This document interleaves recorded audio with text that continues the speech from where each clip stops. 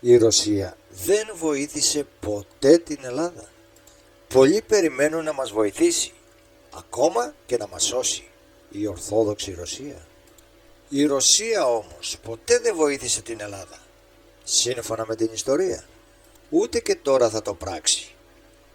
Από ό,τι αρχίζει να φαίνεται, διότι η Ρωσία πρέπει να παίξει το ρόλο του κακού στην εκαθίδρυση της παμπάλαιας τάξης πραγμάτων που μας την παρουσιάζουν σαν νέα. Ο ρόλος της Ρωσίας είναι ύποπτος. Επειδή υπάρχουν πολλά περίεργα σημεία στην πολιτική της, παράλληλα ετοιμάζεται για πόλεμο και ως γνωστό, πόλεμος με έναν δεν γίνεται. Πρέπει να υπάρχει και εχθρός, αλλά όταν δεν υπάρχει τέτοιος τον δημιουργούν. Πριν αρχίσει η καταγραφή των συμπεριφορών της Ρωσίας προς την Ελλάδα κατά τη διάρκεια της ιστορίας, ας δούμε την προσφορά της Ελλάδος προς τη Ρωσία, όπως την περιέγραψε ο ακαδημαϊκός αρχιεπίσκοπος Αθηνών Χρυσόστομος Α. Παπαδόπουλος. Τι έπραξαν οι Έλληνες υπέρ της Ρωσικής Εκκλησίας και του ρωσικού λαού καταφαίνεται από την ίδια την ιστορία, την οποία Έλληνες διήφθηναν και χειραγώγησαν για να αναπτυχθεί ο νέος χριστιανικός λαός. Όλες οι λεπτομέρειες, όχι μόνο της θρησκευτικής αλλά και της κοινωνικής και πολιτικής ζωής, κάθε τάξη στη χώρα, κάθε θεσμός και νόμος, κάθε που συνεντέλεσε τη θεμελίωση της αληθινής ιστορικής ζωής, επιτελέστη υπό την άμεση χειραγωγία των Ελλήνων. Το 862 μετά Χριστόν, οι Έλληνες αδελφοί Κυρίλλος και Μεθόνιος αποφασίζουν να διαδώσουν το Ευαγγέλιο στους Λάφους και να τους διδάξουν την αλήθεια του Χριστού.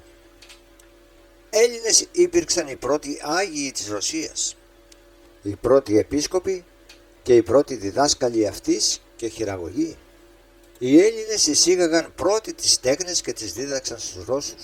Είναι αλήθεια ότι ποτέ δεν ευεργετήθηκε έτσι άλλος λαός όπως ο ρωσικός από τον ελληνικό. Ακόμα και ο δικέφαλος Βυζαντινός αετός, τον οποίον χρησιμοποιούν ως έμβλημα οι Ρώσοι, οφείλεται στο δικαίωμα που απέκτησαν από το γάμο του Τσάρου Ιβάν του Τρίτου με τη Βυζαντινή πριγκίπισσα Σοφία Παλαιολογίνα, η οποία ήταν ανεψιά του τελευταίου μας αυτοκράτορα Κωνσταντίνου Ι.Α. Παλαιολόγου, δηλαδή πρίκα τους ήταν ο δικέφαλος αετός. Ας δούμε τώρα τι έπραξαν οι Ρώσοι για την Ελλάδα. Η πρώτη επίθεση των Ρώσων εναντίον της Ελλάδος, που ως έτσι δεν θέλουν να τη γνωρίζουμε, έγινε κατά τη Ρωμαϊκή περίοδο, επί διοικήσεως του αυτοκράτορας Αντωνίνου του Ευσεβούς 138-161 μετά Χριστόν, περίοδο κατά την οποία κινήθηκαν οι σαυρομάτες εναντίον της Ελλάδος. Αλλά δεν ξέρουμε τι έγινε μετά. Φυσικά ποτέ δεν διδάχτηκε η επίθεση των σαυρωματών στη χώρα μας, γιατί δεν πρέπει να γνωρίζουμε τι είναι οι σαυρομάτες, ποια οι σχέσεις τους με τον Ηρακλή, ούτε γιατί επιτέθηκαν στην Ελλάδα. Έτσι, στα καλά καθούμενα, αποφάσισαν μια μέρα να επιτεθούν στην Ελλάδα. Οι σαυρομάτες, με ό,τι υπονοεί η ονομασία του λαού αυτού, ήταν ένας λαός στα εδάφη της σημερινής Ρωσίας. Στα ελληνικά ονομαζόντουσαν Σαυρομάτες και η χώρα στην οποία ζούσαν ονομαζόταν Σαρματία. Σύμφωνα με τη γεωγραφία, η Ασιατική Σαρματία είναι ο σημερινός Κάφκασος και η Ευρωπαϊκή Σαμαρτία είναι η Ρωσία. Οι σημερινοί Ρώσοι φυσικά και γνωρίζουν ότι οι πρόγονοί τους ήταν οι Σαυρομάτες, Σαρμάτες. Ως απόδειξη αποτελεί το γεγονός ότι έχουν δώσει το όνομα Σαρμάτ στο τελευταίο τους διυπηρωτικό πυρηνικό πύραυλο. Τον ρωσικό πύραυλο Σαρμάτ, το ΝΑΤΟ τον έχει κωδικοποιήσει ως Σατανά, Σατάμ, συμπτώσεις. Αργότερα, πολλές φορές επιτέθηκαν οι Ρώσοι εναντίον του Βυζαντίου, το 865, το 906, το 941, το 943, το 971 και το 1043. Τα αποτελέσματα των επιθέσεων αυτών ήταν οι φόνοι, εμπρισμοί, ατιμώσεις, λαιλασίες, βεβηλώσεις ιερών και οσίων, εχμαλωσίες, αρπαγές και κάθε άλλο κακό. Όλα αυτά ανάγκασαν τον Πατριάρχη Φώτιο να υπεί: Τι τούτο της η χαλεπή αυτή και βαρία πληγή και οργή. Πόθεν εν ημίν ο υπερβόρειος αυτός και φοβερός ενέσκυψε κεραυνός. Πόθεν η βαρβαρική αυτή και πυκνή και αθρώα κατεράγην θάλασσα. Όταν η βασιλεύουσα πόλη του πλανήτη κινδύνευε να πέσει στα χέρια των Οθωμανών, η ομόδοξη Ρωσία ήταν οπούσα και οι Έλληνες είχαν στηρίξει τις ελπίδες τους στη Δύση, όπως ακριβώς γίνεται και τώρα.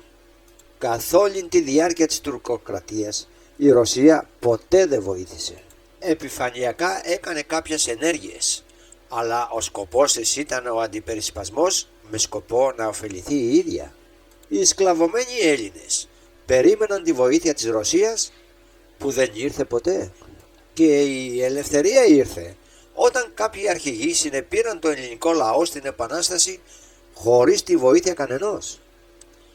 Όταν οι Έλληνες κάναμε την Επανάσταση του 1821, πάλι η Ρωσία έλειπε.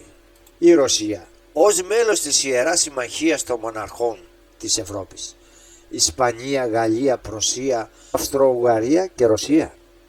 Παρουσία της Αγγλίας στο Λάμβαχ αντίθετη στην Ελληνική Επανάσταση. Κατά την περίοδο της Επανάστασης του 1821, ο τότε τσάρος της Ρωσίας Αλέξανδρος ο Α, δια του πρεσβευτή του στην Κωνσταντινούπολη, Τουργκόφ, προσφέρθηκε να βοηθήσει τους Τούρκους για να καταπνίξουν την ελληνική ανταρσία. Ο δε αντικαταστάτης του τσάρος Νικόλαος ο Α δήλωνε: «Καταργέμαι, αποτροπιάζουμε τους Έλληνες αν και είναι ομόπιστοί μου». Η διαγωγή τους υπήρξε φρικώδης, εκκλιματική και απόβλητος. Θεωρώ δε αυτούς πάντοτε ως υπήκουους, στασιάζοντας ολοφάνερα κατά του νομίμου ηγεμόνα τους. Σημειώνει εννοεί το Σουλτάνο. Δεν επιθυμώ την απελευθέρωσή τους. Δεν την αξίζουν και θα είναι ολέθριο παράδειγμα για όλους τους λαούς αν κατόρθωναν να ιδρύσουν ελεύθερο κράτος. Μετά από λίγα χρόνια και μετά την ανακοχή του πολέμου του 1878, κατά τη διάρκεια των συζητήσεων για τη συνθήκη της ειρήνης στον Άγιο Στέφανο της Κωνσταντινούπολης, η Ρωσία ήθελε να ιδρύσει τη Μεγάλη Βουλγαρία. Ήθελε δηλαδή την έξοδό της στο Αιγαίο αγνοώντας την Ελλάδα. Εν συνέχεια, το 1921, ο Στάλιν βοήθησε τον Κεμάλ Ατατούρκ κατόπιν γραπτής συμφωνίας, δίνοντάς του χρυσό και οπλισμό. Δεν μπορώ να μην αναφέρω μια πληροφορία πολλαπλής χρησιμότητας, παρακάμπτοντας για λίγο το θέμα για τον Στάλιν που ενδεχομένως να δικαιολογήσει την ανθελληνική του στάση. Μήπως βοήθησαν τους ομόδοξους Έλληνες το 1922 στη Σμύρνη? Προφανώς. Γι' αυτό μάλιστα υπεγράφει τις 16 Μαρτίου του 1921 σύμφωνο φιλίας ανάμεσα στους Μποσελβίκους και στην Άγκυρα, σύμφωνα με το οποίο η Άγκυρα παραχωρεί Ναχισεβάν και το Βατούμ και η Μόσχα δεσμεύεται για στρατιωτική και οικονομική βοήθεια. Τούτο άξιζε για το Κεμάλ όσο τίποτε άλλο τη δεδομένη χρονική στιγμή που είχε ως αντίπαλο ένα ισχυρότατο ελληνικό στρατό. Οι συνέπειες από τη σύναψη του συμφώνου είναι τεράστιες, καταρχάς για την εξέλιξη του ελληνοτουρκικού πολέμου, καθότι επέτρεψε στην Άγκυρα να μεταφέρει τις μοναδικές ισχυρές στρατιωτικές δυνάμεις Κιαζίμ Πασά που διέθετε στο ανατολικό και δυτικό μέτωπο εναντίον του ελληνικού στρατού, καθώς και να εξυγχρονίσει το στρατό με σταθερή προμήθεια ρωσικών όπλων αλλά και με τροφοδοσία. Η βοήθεια που προσέφερε στους Τούρκους ο Στάλιν ήταν τότε που η Ρωσία εμαστίζεται από πρωτοφανή πείνα και ο χρυσός ήταν αναγκαίος για να χρησιμοποιηθεί στο να τραφούν οι Ρώσοι και όχι να βοηθηθούν οι Τούρκοι για να μας φάξουν στη Μικρά Ασία. Εν τούτης, προτιμήθηκε η καταστροφή της Ελλάδος παρά να χορτάσουν οι Ρώσοι. Ο Νορβηγός καθηγητής και διπλωμάτης Φορ Νάνσεν, ο οποίον είχε οριστεί από την Κοινωνία των Εθνών, τώρα ΟΗΕ, ως ύπατος αρμοστής για τον επαναπατρισμό των απανταχού εχμαλώτων, έγραφε το 1928 ότι η πείρα του ρωσικού λαού το 1921 ήταν φρικιαστική. Πολλοί πέθαναν από την πείνα. Υπήρχε ανθρωποφαγία. Έκαναν εκταφή πτωμάτων για να φάνε, και το τραγικότατο, γονείς σκότωναν και έτρωγαν τα νήπια παιδιά τους. Ο Στάλιν προτίμησε να βοηθήσει τον Ατατούρκ να μας καταστρέψει παρά να βοηθήσει τους Ρώσους. Μετά την ύπουλη συμπεριφορά της Ρωσίας στη μικρασιατική καταστροφή, η Ρωσία πάλι ενεπλάκη στα ελληνικά ζητήματα μετά το τέλος του Δευτέρου Παγκοσμίου Πολέμου με σκοπό τη φθορά της Ελλάδος.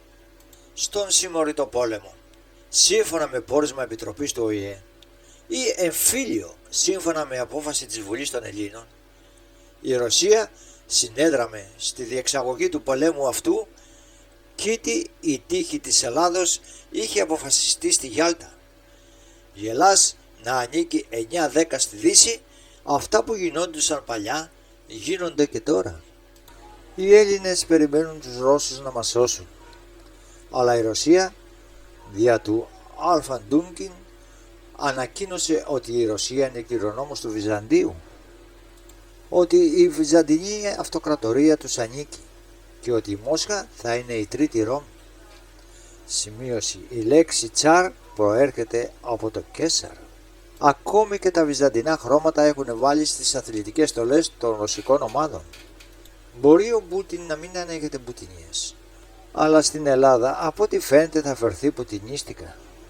Για τους Ρώσους προέρχει ο μισελληνικός πανσλαβισμός παρά η Ορθοδοξία. Αλλά είπαμε, η Ελλάς είναι το μεγαλύτερο εμπόδιο των διευθυνιστών, οπότε όλες οι δυνατές χώρες θέλουν την καταστροφή της. Η Ελλάδα από τη σύστασή της ως ελεύθερο κράτος το 1831 μέχρι και σήμερα έχει χρεοκοπήσει 3 φορές επισήμως και έχει φλερτάρει με τη χρεοκοπία ακόμα περισσότερες. Ποτέ όμως δεν υπήρξε ρωσική βοήθεια που να αποτελέσει μαξιλάρι ασφαλείας για τη χώρα μας. Το 1917 οι Μπολσεβίκοι που τερματίζουν το τσαρικό καθεστώς θα ακολουθήσουν επακριβώς την καιροσκοπική πολιτική των τσάρων έναντι της Ελλάδας. Ο Μπολσεβίκος Ρώσος έστειλε όπλα, πυρομαχικά και προμήθειες στο Μουσταφά Κεμάλ Ατατούρκ εναντίον των Ελλήνων. Σιώπησε προκλητικά όταν οι άτακτοι του Κεμάλ έσφαζαν Έλληνες στην Ιωνία, Έλληνες του Πόντου και Αρμενίους. Ενώ δεν έχασε την ευκαιρία του συστηματικού, πληροφορικού και ιδεολογικού πολέμου έναντι της ελληνικής κοινωνίας και εντός του στρατεύματος με όργανο τους Έλληνες κομμουνιστές.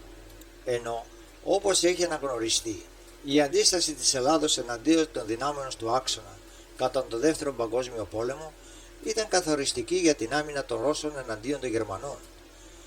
Μετά το τέλος του πολέμου, και ενώ είχε συμφωνήσει με τον Τσόρτσιλ το μεταπολιτικό σκηνικό στην Ελλάδα, εντούτοις ο Στάλιν έπαιξε το πιο βρώμικο ρόλο στη μεταπολιτική μας ιστορία, καλλιεργώντας την ελληνική αριστερά καταστροφικά μυθεύματα. Στη συνθήκη προσάρτησης των Δεκανήσων στην ελληνική επικράτεια το 1998 είναι εκείνος ο οποίος έθεσε επιτακτικά ζητήματα αποστρατικοποίησης του, δημιουργώντας προηγούμενο το οποίο σήμερα εκμεταλλεύεται η Τουρκία. Η έξοδος του ρωσικού ναυτικού στο Αιγαίο και στη Μεσόγειο ήταν στρατηγικός στόχος της Μόσχας από την εποχή του Τσάρου Πέτρ Αλεξάνδροβιτς, ο Πέτρος ο Α της Ρωσίας, ο Μέγας. Οπότε κάθε σκέψη στρατιωτικής παρουσίας στα νησιά του Βόρειου Αιγαίου και των Δωδεκανήσων πρωτίστως ενοχλούσε τη Ρωσία και φυσικά βόλευε και εξυπηρετούσε τους Τούρκους. Η Ρωσία κρύβεται πίσω από το τουρκικό Κάσιος Μπέλι για την επέκταση των θαλάσσιων συνόρων της Ελλάδας από τα 6 στα 12 ναυτικά μίλια. Αντιτίθεται κάθετα σε μια τέτοια εξέλιξη, γεγονός που εξυπηρετεί θαυμάσια την τουρκική στρατηγική στο Αιγαίο. Κατά τα άλλα, εμείς τους παρέχουμε αγκυροβόλιο ανοιχτά της Λίμνου και εμείς σώζουμε τα πολεμικά τους καράβια που χάνουν το πηδάλιο εν πλώ. Φυσικά, ούτε λέξη οι Ρώσοι για τις προκλήσεις της Τουρκίας εναντίον της Ελλάδος. Μάλιστα, μετά το αποτυχημένο πραξικόπημα έσπευσαν να αγκαλιάσουν τον Τούρκο πρόεδρο Ραμπί Ταγίτ Ερντογκάν, φοβούμενοι ότι μπορεί κάποια στιγμή να τους πάρουν χαμπάρι οι Έλληνες. Έτσι σου λένε, ας εκμεταλλευτούμε και το αντιαμερικανικό αίσθημα των Τούρκων. Υπόσχεται στο φίλο του Ερντογκάν ότι θα τον εξυπηρετήσει στον τυχοδιοκτισμό του και μάλιστα του φτιάχνει και πυρηνικό εργοστάσιο για να πράξει εκτός από ρεύμα, ίσως και πυρηνικές πολεμικές προοπτικές. Μήπως οι Ρώσοι στάθηκαν στο πλευρό των ομόδοξων Ορθόδοξων Ελλήνων όταν αναγνώριζαν το ψευδοκράτος των Σκοπίων ως δημοκρατία της Μακεδονίας? Και πάλι όχι. Και αν θέλει κάποιος να ανατρέξει ακόμα πιο πίσω στην ιστορία, εύκολα θα αντιληφθεί τη συνεισφορά των Ελλήνων προς τους Ρώσους και τους Σλάβους γενικότερα. Συνεπώς το ερώτημα παραμένει κέραιο και είναι το εξής. Οι Ρώσοι στο διάβα των αιώνων ευεργέτησαν τους ομόδοξους Έλληνες έναντι των αλλοθρήσκων ή οι Έλληνες πάντα υπήρξαν ανιδιοτελείς ευεργέτες τους? Η απάντηση μετά την ανωτέρω ιστορική παράθεση ας δοθεί από τον καθέναν αναγνώστη ξεχωριστά. Έχοντας όλοι όμως τη θύμησή μας τη ρίση του τέου Προέδρου της Δημοκρατίας Χρήστου Ζερζετάκη το Πάσχα του 1985 ότι οι Έλληνες είμεθα έθνος ανάδελφων, αφού συγγενικά μας έθνη δεν υπάρχουν, κατά αντίθεση προς άλλους λαούς που δεν είναι μόνοι αλλά διαθέτουν συγγενείς, όπως οι Σλαβικοί λαοί, οι Αραβικοί, οι Αγγλοσάξονες, οι Λατογενείς λαοί κλπ. Εν κατακλείδη, ο εθνοφιλετισμός στην Ορθόδοξη Εκκλησία είναι εξαιρετικά επικίνδυνος, καθότι δύναται ακόμα να φτάσει σε σημείο διαστροφής. Τέτοιο και ικανό να διαστρεβλώσει το αγιορείτικο χαιρετισμό, ευλογείται ο Κύριος, σε ευλογείται ο Κυρίλλος, με τις όποιες συνέπειες οι οποίες δεν θα απέχουν και πολύ από τις παπαδικές δοξασίες.